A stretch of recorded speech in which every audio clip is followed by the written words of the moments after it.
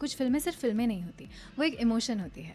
और जब बात इमरान हाशमी के फिल्म्स की आती है, वो भी आवारापन जैसी कल्ट क्लासिक की जो 2007 में रिलीज हुई थी, तो नॉस्टैल्जिया ट्रिगर होना लाजमी है। आज करीब 2 डेकेड्स के बाद में, like almost to be precise 19 years later, Awarapan का सीक्वल आवारापन 2 रिलीज हुआ है थिएटर्स में, और इमरान हाशमी का iconic character Shivam Pandit is back on screen to entertain us. और ये फिल्म अकेली नहीं आई है, ये फिल्म आई है बंटवारा 1947 के साथ में, एंड वो कंपटीशन तो इस फिल्म ने ऑलरेडी जीत लिया है। हमें देखना ये है कि ये कंपटीशन जीतने के बाद ये जीता रहता है या। इस फिल्म की स्टोरी की शुरुआत वहीं से होती है जहां पर आवारापन का एंड हुआ था। Shivam Pandit is still mourning the loss of his love, जहां पर शिवम उसके पास लवर के ग्रेव पर गया है उससे मिलने के लिए ग्रेव यार्ड में, और वहीं पर उस ग्रेव यार्ड की वॉल के पास में उसे एक न्यूबॉर्न बेबी मिलती है रोती हुई, जिसे वो एक अनाथ आश्रम में रख देता है। अपना इतना डार्क पास्ट और क्रिमिनल बैकग्राउंड होने के बावजूद भी शिवम अपने आप को उस बच्ची का गार्डियन एंजल बनने से रोक नहीं पाता। अपना ट्रॉमा हील करने और अपने रिडेम्पशन की तलाश में वो बच्ची का नाम भी आलिया रख देता है, इस उम्मीद के साथ कि वो इस बार उसकी पूरी शिद्दत से हिफाजत करेगा और उसे एक बेहतर जिंदगी देगा। लेकिन ट्रेजेडी एक बार फिर से स्ट्राइक करती है। आलिया एक रूथलेस ह्यूमन ट्रैफिकिंग रैकेट में फंस जाती है, और यहीं से उसकी एक वायलेंट जर्नी शुरू होती है आलिया को वापस लाने की। और इसी जर्नी के दौरान उसकी मुलाकात होती है डेडली अंडरवर्ल्ड की दुनिया से, जहां पर उसके रास्ते टकराते हैं जारा के साथ, जो इस मेज में उसके सबसे बड़ी साथी बनती है। लेकिन कहानी में ट्विस्ट तब आता है जब हमें मिलती है हमारी अल्टीमेट एंटागोनिस्ट शबाना आजमी। शबाना आजमी जी इस फिल्म में एक बहुत ही पिविटल नेगेटिव कैरेक्टर में है, and she completely dominates the screen whenever she is in the scene. और इस चक्कर में अपने एग्जिस्टेंस और अपनी आलिया को बचाने के लिए शिवम को एक बार फिर से अपने ही उसूलों से फिर एक बार लड़ना पड़ता है। अब आते हैं परफॉर्मेंसेस पर। Imran Hashmi is the absolute beast in this film. उन्होंने ये दिखा दिया है the Gravitas, the kind of force that these older generation actors have, कि ऑडियंस को वो सीधा अपने परफॉर्मेंस में पुल कर लेते हैं। ओवर द टॉप बिल्कुल भी नहीं है, नथिंग लार्जर देन लाइफ। बस एक ही बिल्डअप सीन है पूरे फिल्म में जहाँ पर वो एंट्री लेते हैं, लाइक टिपिकल होता है। But apart from that, whenever you watch Imran Hashmi on screen you get a feeling like okay, Imran Hashmi is back. Disha Patani के परफॉर्मेंस की अगर हम बात करें तो उनके एक्सप्रेशंस, उन्होंने पूरी एक्टिंग उनकी आंखों से की है, क्योंकि बिकॉज ऑफ सर्टन थिंग्स उनके फेस के मसल्स, जो माइन्यूट सटल एक्सप्रेशंस होते हैं ना, उन सटल एक्सप्रेशंस में उनका एक certain kind of poker face आ जाता है। उनके फेस पे छोटी सी स्माइल नहीं दिखती है, उनके फेस पे सीधा बड़ी वाली स्माइल दिखती है। उनके फेस पे छोटा सा एक सटल सैडनेस वाला एक्सप्रेशन नहीं दिखेगा। If she tries to give the subtle sadness वाला एक्सप्रेशन, उनका फेस ब्लैंक लगने लगता है, and she has to like really magnify that. But her eyes did not lie in this film definitely. You know, Disha Patani का performance देख के मुझे उनका परफॉर्मेंस इन MS धोनी बहुत याद आया। बट एक्चुअली लाइक ये थोड़ा अनपॉपुलर ओपिनियन हो सकता है, but I think Disha Patani is a very good actress. But जब बात इस परफॉर्मेंस की आती है, because of certain things that उनके स्किन के अंदर के लेयर में जो कुछ चीज़ें होगी, उसकी वजह से उनके एक्सप्रेशंस उतने हाईलाइट नहीं होते, वो कन्वे नहीं होते उनके कैरेक्टर के इमोशंस एज सच। और ऐसा दिखता है कि वो कोशिश कर रही है, ऐसा लगता है कि she is rather than feeling the emotion, she is try to show that she is feeling the emotion. Also Emraan Hashmi के साथ भी उनके बिल्कुल भी केमिस्ट्री दिखती नहीं है। इमरान, एक फ्रेम है जहाँ पर ये दोनों सामने एक दूसरे के आमने सामने खड़े हैं, and Imran, his eyes have so much of emotion and so much of love in his eyes, and वो इतना प्यार से देख रहे हैं उसे, and Disha Patni's eyes and face like feel really blank in that particular scene जहाँ पे केमिस्ट्री का रिक्वायरमेंट है। बट सैड सीन्स उन्होंने बहुत अच्छे से किए हैं। ऑल्सो जहाँ पर बहुत ज़्यादा डर दिखाना है वो भी उन्होंने बहुत अच्छे से किया है। और अब बात करते हैं the ultimate Shabana Azmi ma'am की। उनका परफॉर्मेंस जब भी वो स्क्रीन पर आती है, she brings so much of anchoring, she brings so much of grounded energy on screen, कि वो पूरे सीन को ना उनके एग्जिस्टेंस में समा लेती है। Like that is the kind of presence that she has on screen.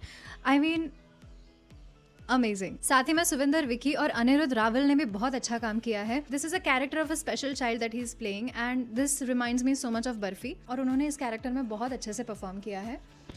बस एक मुझे नेगेटिव ये लगता है ना इस कैरेक्टर के बारे में, वो ये है कि इनका फेस उतना विजिबल नहीं होता है पूरा time. When he is acting ना, व्हेन ही इज परफॉर्मिंग, उनका पूरा टाइम फेस नीचे होता है। तो that's why you can't just, जैसे कि फॉर एग्जांपल हम सेम सीन बर्फी में भी देख चुके हैं, हम सेम टाइप का कैरेक्टर हम बर्फी में भी देख चुके हैं, प्रियंका चोपड़ा का परफॉर्मेंस। वो परफॉर्मेंस में उनकी आंखें दिखती है, वो परफॉर्मेंस में उनका फेस दिखता है, and the way her entire body shows. यहाँ पे उनकी बॉडी दिखती है, और जब मिड शॉट्स आते हैं तो उनका फेस पूरा नीचे की तरफ है। सो दैट्स वाई वो जो इमोशंस है वो पर्टिकुलर कैरेक्टर फील कर रहा होगा, वहाँ पे हम कनेक्ट नहीं हो पाते या फिर वी कांट अंडरस्टैंड बेसिकली। बस जो दिखाया जा रहा है, जो बताया जा रहा है, जितना हमें स्पून फीड होता है हमें सिर्फ उतना पता चलता है। We don't get into that character. Shreya Saran has cameo in this film and उनका वो 1 मिनट का cameo, like the chemistry that she brings on screen with Emraan Hashmi, it's beautiful. I just loved it. And मतलब ऐसा बोलना नहीं चाहिए बट दिशा पाटनी के पूरे परफॉर्मेंस पे वो 1 मिनट भारी पड़ गया है। डायरेक्टर की कुर्सी पर नितिन कक्कड़ बैठे हैं एंड ही मेड श्योर कि न्यू ऑडियंस को पूरी फिल्म समझ में आनी चाहिए विथ इट्स फर्स्ट पार्ट, और इसलिए उन्होंने चलती फिल्म में फ्लैशबैक्स डाल दिए हैं पिछली फिल्म के। सो यू नो व्हाट कि लाइक न्यूअर जनरेशन को रिकैप भी मिल जाएगा और पुराने जनरेशन वाले लोग फ्लैशबैक में नॉस्टैल्जिक भी हो जाएंगे, बट वो कहीं कहीं पर डिस्ट्रैक्टिंग लगता है। It creates a jerk in the flow of the story. Imran Hashmi की फिल्म की बात हो और म्यूजिक ना हो, ऐसा तो हो नहीं सकता। इस फिल्म की म्यूजिक की जिम्मेदारी सोनी म्यूजिक के अंडर मिथुन और अरमान मलिक ने उठाई है। इस फिल्म में इसके प्रीवियस हिट्स जैसे तेरा मेरा रिश्ता और तो फिर आओ को हेविली यूज किया गया है। एज अ मिलेनियल ये मुझे अच्छा भी लगता है because these were my favourite songs and आज भी हम बहुत बार इन सॉन्ग्स को सुनते हैं। इमरान हाशमी के सारे सॉन्ग्स को हम लाइक लूप पे सुनते हैं आज भी। बाकी न्यू सॉन्ग्स भी है इस फिल्म में, जिसमें मेरा पर्सनल फेवरेट मेरी लाडो है। I don't know if guys can relate to it और not, but girls it reminds you so much of your parents and that is my favourite from this album, the new songs of this album. इस film के positives की अगर हम बात करें तो इस फिल्म में सबसे बड़ा पॉजिटिव है Imran Hashmi, songs, Shabana Azmi and nostalgia. इस फिल्म के नेगेटिव्स की अगर हम बात करें तो सबसे बड़ा नेगेटिव है नॉस्टैल्जिया। इस फिल्म का स्क्रीन प्ले जो स्टार्टिंग के 15 मिनट्स में बहुत ग्रिपिंग है, आपको एक वेव ऑफ इमोशन में लेके जाता है, थोड़ा ट्रैजिक वाला वाइब देता है। The moment that episode gets over उसके बाद से जो स्क्रीन प्ले नीचे जाना शुरू होता है धीरे धीरे इंटरवल तक तो वो 0 पे चला जाता है एंड इंटरवल के बाद में वो और ज्यादा स्लो होता जाता है। मतलब इंटरवल के बाद में स्क्रीन प्ले में इतनी ज्यादा ग्रिप छूट जाती है कि एक पॉइंट पे I zoned out. I was looking at the screen, I was staring at the screen, but I didn't understand what was happening there कि इतना ज़्यादा इन्होंने ग्रिप छोड़ दिया है। और क्लाइमैक्स भी इस फिल्म का उतना ऑन पॉइंट नहीं है। स्टोरी बहुत प्रिडिक्टेबल है including climax. The moment film शुरू होती है आपको पता चलता है कि ये क्लाइमैक्स में होने क्या वाला है। जैसे एक होता है ना स्टोरी का एक नेचुरल फ्लो होता है, वो नेचुरल फ्लो नहीं लगता, वो एक एक्सपेक्टेड क्लाइमैक्स तक स्टोरी खींच के लाई गई है, ऐसा वाला फीलिंग आता है। अब पहले ही सेकंड हाफ में फिल्म इतनी स्लो फील हो रही थी, उसमें ऐसा कहा जा रहा है कि CBFC ने कुछ एक्शन सीन्स इसमें कट किए हैं। ऑल्सो इस फिल्म के कॉस्ट्यूम्स में भी बहुत घपला है। फॉर एग्जाम्पल अगर मैं बात करूँ तो दिशा पाटनी का जो कैरेक्टर है ना, वो कैरेक्टर है एक ऐसी लड़की का जो उस दुनिया में रहना पड़ रहा है उसे, जो वहाँ पर रहना नहीं चाह रही है। She is internally she is very much in pain but also matured. तो दिशा पाटनी स्पेसिफिकली उनका जो वार्डरोब है, it doesn't really go with the character, it goes with the vibe of Disha Patani but it does not go with the vibe of Zara, not a musician vibe. But यहाँ पे ना distracting लगता है और एक पॉइंट पे तो यू आर जस्ट लाइक कि ये क्यों पहना है इसने, इन्होंने मतलब ये क्यों पहनाया गया है इस कैरेक्टर को, आपको वो थॉट समझ में नहीं आता। मतलब समझ में आता है बट स्टोरी में नहीं फिट होता है वो। ऑल्सो सेकेंडली ये जो गैंगस्टर का कैरेक्टर है ये किसी और जमाने का इंसान लगता है, और ऐसा भी नहीं कि इस स्टोरी में इस कैरेक्टर आपको जस्टिफाई किया है, no, it's just simply he is just wearing that.